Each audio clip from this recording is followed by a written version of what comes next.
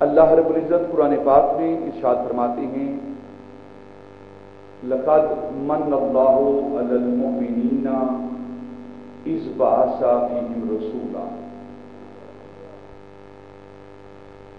اللہ رب العزت نے ایمان والوں پر احسان کیا۔ مننا یمن احسان کرنا، ایمان والوں پر احسان کیا۔ احسان کیا کیا؟ انہی کی نفسوں سے، انہی کی جانوں سے عزت والا، عظمت والا رسول بھیجا، رسول مبعوث کیا۔ اس رسول کی شان کیا ہے؟ وہ رسول اپنی شانیں لے کر، عظمتیں لے کر آیا ہے۔ پہلی شان کیا ہے کہ وہ تلاوت قرآن کرتا ہے۔ یتلو علیہم آیاتہ، وہ اللہ رب العزت کی آیات کی تلاوت فرماتا ہے۔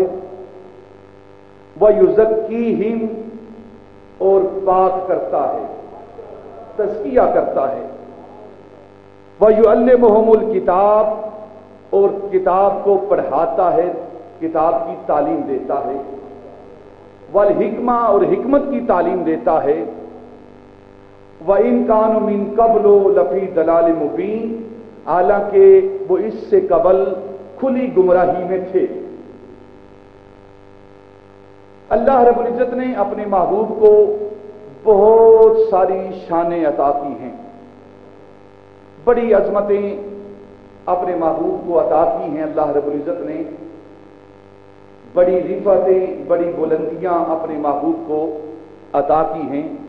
کہیں اپنے محبوب کو اللہ رب العزت نے امیت کی شان عطا کی ہے، کہیں اللہ رب العزت نے اپنے محبوب کو احمد ہونے کی شان،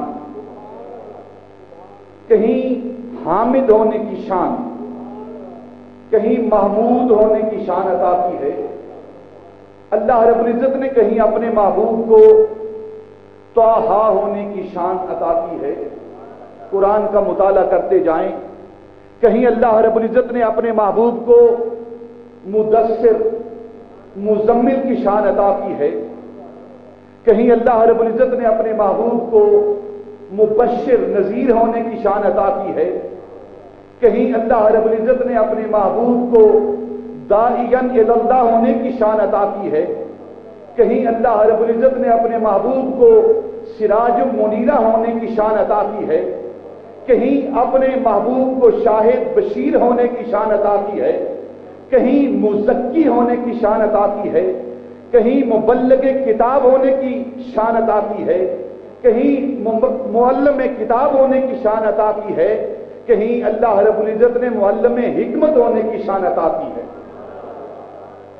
بہت ساری شانیں اللہ رب العزت نے اپنے محبوب کو عطا کی ہیں۔ ان شانوں میں سے اس آیت کے اندر اللہ رب العزت نے اپنے محبوب کو 4 شانیں عطا کی ہیں۔ وہ 4 شانیں کیا ہیں؟ اللہ رب العزت اپنے محبوب کے بارے میں ارشاد فرماتا ہے کہ میرے محبوب کی پہلی شان، جو کہ اس کے فرائض نبوت میں سے ایک فرض ہے، جہاں شانیں ہیں نا وہاں اس کے فرائض نبوت میں سے ایک فرد بھی ہے۔ یہ شانیں جو ہیں اس کے فرائض نبوت میں شامل ہیں۔ وہ کیا ہیں؟ پہلی شان یہ ہے کہ وہ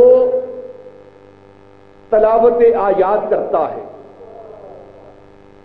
یتلو علیہم آیاتہ، قرآن کی آیات کی وہ تلاوت کرتا ہے۔ عام لوگ بھی تلاوت کرتے ہیں اور نبی پاک کی ذات بھی تلاوت کرتی ہے، لیکن دونوں کے تلاوت کرنے میں فرق ہے۔ ہم تلاوت کرتے ہیں، قرآن کو پڑھتے ہیں، لیکن قرآن ہماری اپنی ذاتوں پر اثر نہیں کرتا، یہ ہمارا پڑھنا ہے۔ اور محبوب جس پر قرآن نازل ہو رہا ہے، جب وہ محبوب قرآن پڑھتا ہے، فجر کی نماز کے اندر تلاوت قرآن ہو رہی ہے، अल्लाह का महबूब अपनी वद्दुहा के चेहरे के साथ वो माँ यंतिको की जुबान के साथ तलावत कुरान कर रहा है, फजर की नमाज के अंदर खड़ा तलावत कुरान कर रहा है, और गुजरने वाले जिन्नात की फौजें ये पाक के तलावत सुनकर इस्लाम को कबूल कर रही हैं।